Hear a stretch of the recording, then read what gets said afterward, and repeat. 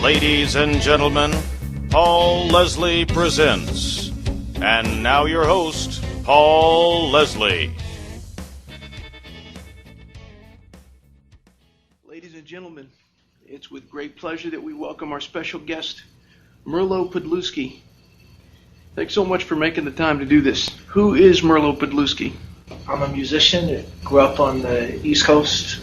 I live down south outside of Virginia and in New York City. I've been playing music for about 20 years with a lot of great folks, and most recently with Jack Johnson. I'm a mix of Eastern European and Native American and Portuguese. Interesting. What was life like for you growing up? I spent a lot of time either kind of bouncing, like I was saying, between New York and Virginia, and my mom was an artist and she had lots of musician friends, so I grew up a lot around music. There was a lot of music when I was growing up. I got to see a lot of shows. Went on some real small tours with my mom's friends and stuff, so I kind of got a taste of the life early. Our house was always filled with records and books and stuff like that, so I had a pretty great childhood. Can you remember some of your favorite records growing up? Sure. Yeah, some of the first ones was Ziggy Stardust by David Bowie, because it had kind of a space age cover. So when I was little, I thought that it was really cool looking, so it kind of attracted me to it. And also Stevie Wonder's Inner Visions. Mm-hmm. It was for a similar thing where I was so little, I was more just attracted to the way the record covers looked. And the Inner Visions cover has Stevie with like ray beams shooting out of his shades and stuff, so I just thought they were cool looking covers. So those are probably the two records I listened to the most when I was growing up. It's interesting you mentioned the cover because your EP, J Radio, kind of has that. Yes. Is that a reference to that? Yeah, basically everything I do is it's either rock or soul and funk influenced, and that's just what I listen. And I'm of the Star Wars generation, when I came up, that was a big influence on us, Are you a George Clinton fan? Yes, absolutely. Yeah? Yeah, absolutely. Yeah. Actually, I have some friends that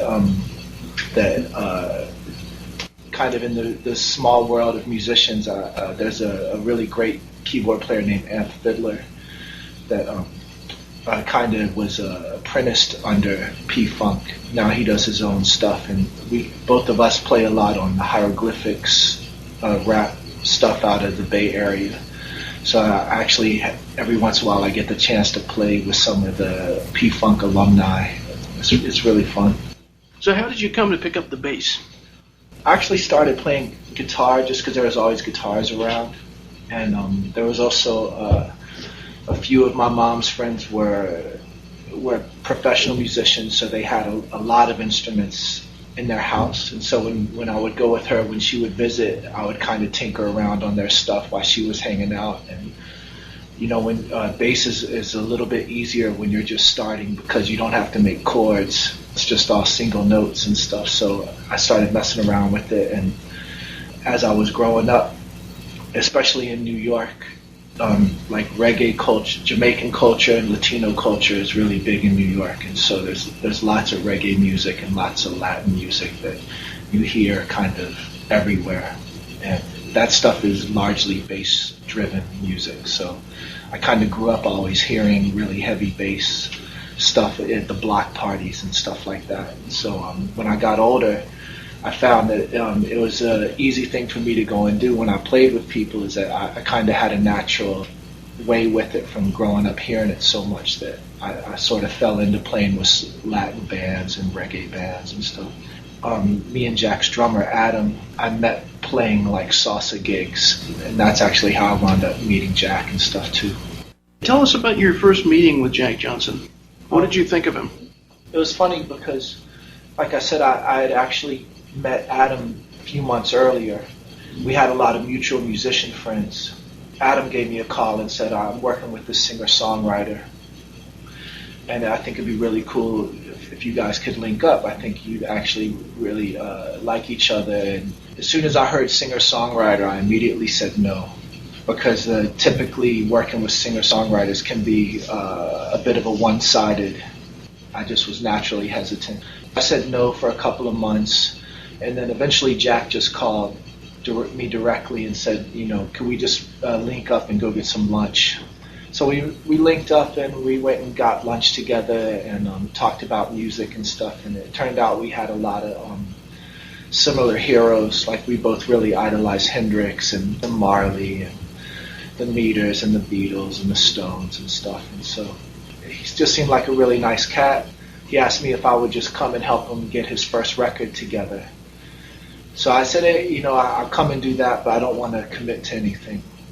So I went and did that, and it was really fun. And then he got a tour opening up for Ben Harper, and he said, I can't find anybody to come and do this slot. Would you come and rock this tour with me? So then I rocked the tour, and then it just kind of kept going. Like Jack says, I've never officially kind of joined the group. I'm more just kind of like the work just keeps coming up, and we're still friends, so I just keep coming around and knocking it out. You just mentioned Zach Gill and Adam Topol. Zach Gill, the keyboard player for the Jack Johnson Band, and Adam, the percussionist and drummer. Yeah. What do you think of Adam and Zach? To me, they're really impressive musicians. I think they're great guys, too. I feel like that there's two types of musicians. People that can play like one style really well, and it's sort of what comes natural to them. And then you also have the other types that can play a variety of styles, and they're accomplished at all these different styles. And I feel like me and Jack are more of the one style, kind of a basic soul, kind of funk rock style. Mm-hmm. But somebody like Adam and Zach, like they can play everything. Like they can play jazz, or Zach can play classical stuff and can score. I think they're really well-rounded musicians, and like technically I think they're amazing. What about your influences on the bass? It's mostly just I would say they're more like music influences, in that I just grew up listening a lot to rock music and reggae music and soul music. So I kind of learned how to play the guitar parts and the bass parts and the drum parts. And so growing up, I kind of just tried to learn as much of the stuff that I really liked, and that's kind of all the licks that I use with Jack is kind of based off of what I learned growing up. You've got this EP out, J Radio, and it's on Jazz Life Records, and you mentioned you've been giving like 400 copies of this out a night. Yeah, right now I'm just trying to give as much of it to the people that come to the shows. I'm hoping that some of the people will like it and maybe want to come and see us when we come back to play. Yeah, well, how did you come up with J Radio, and what does that mean exactly?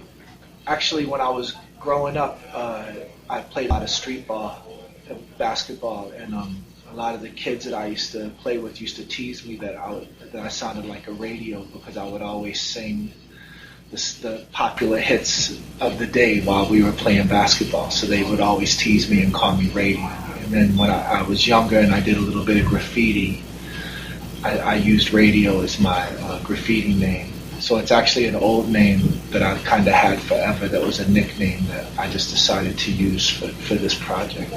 Because I'm rhyming and doing MC stuff, I feel like the whole idea that it's radio sends out messages over the airwaves, that I feel like that it's an apt name for the stuff that I'm doing now. When somebody listens to the EP or when they hear you performing, what do you hope they get out of that experience? I just hope they like it and they have fun.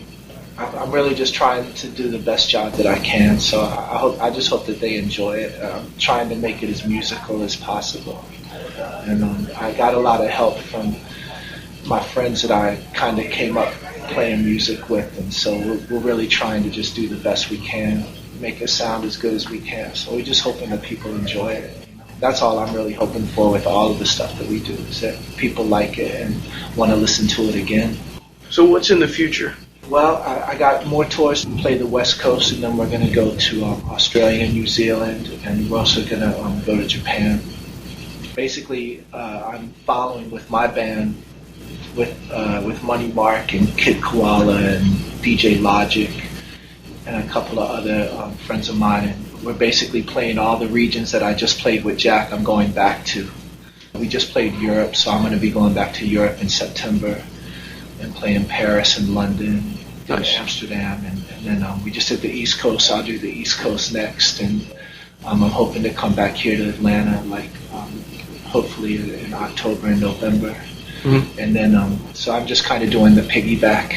Oh yeah. Like it's like I'm doing the combination, like Johnny Appleseed. I'm just giving out all the CDs, trying to plant good vibes, and then I'm trying to come back quick to hit it afterwards and get back to everybody. Oh, that's a good analogy. Well, I got two more questions. Merlo, what is your all-time favorite meal?